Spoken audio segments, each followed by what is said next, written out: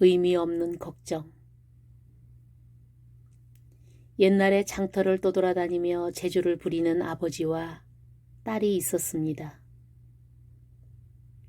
아버지가 긴 장대를 이마에 올려놓으면 딸은 원숭이처럼 날쌔게 장대 꼭대기까지 기어 올라가서 묘기를 부렸어요.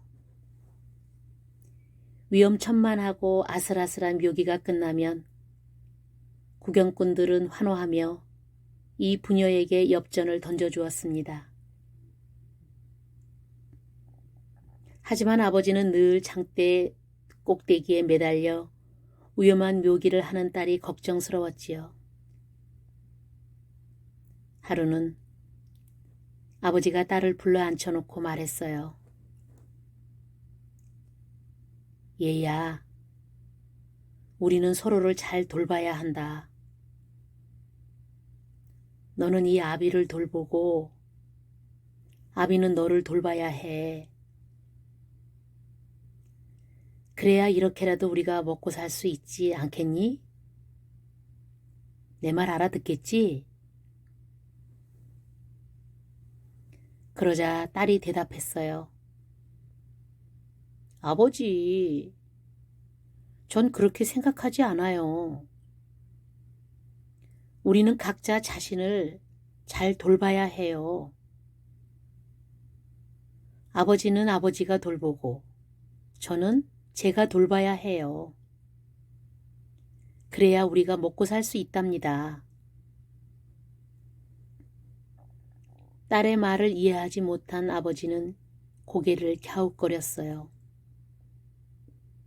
딸은 이렇게 다시 말했습니다.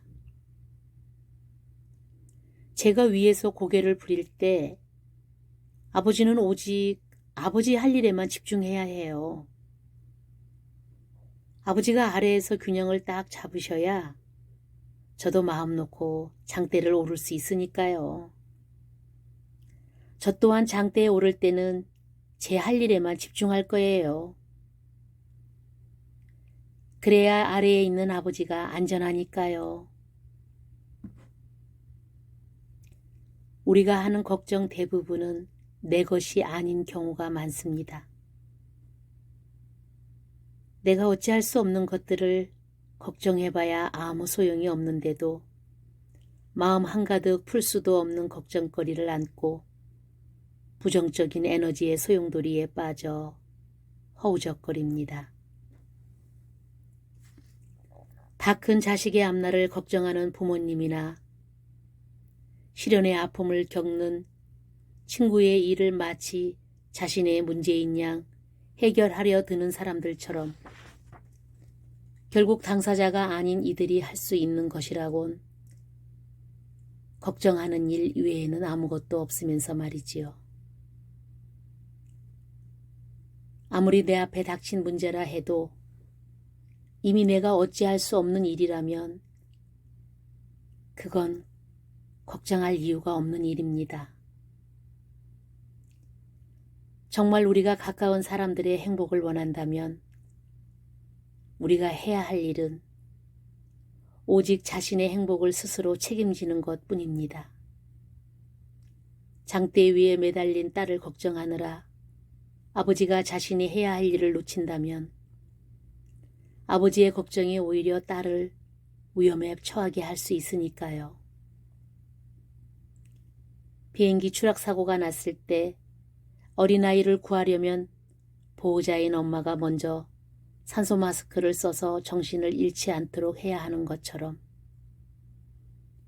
물에 빠진 사람을 구하기 위해서 구조자가 먼저 안전장비를 착용해야 하는 것처럼 누군가를 걱정하고 도우려면 나부터 돌봐야 합니다.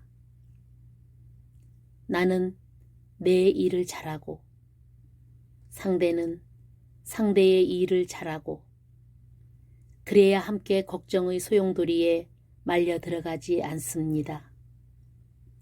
정목 스님, 비울수록 가득한 애 중에서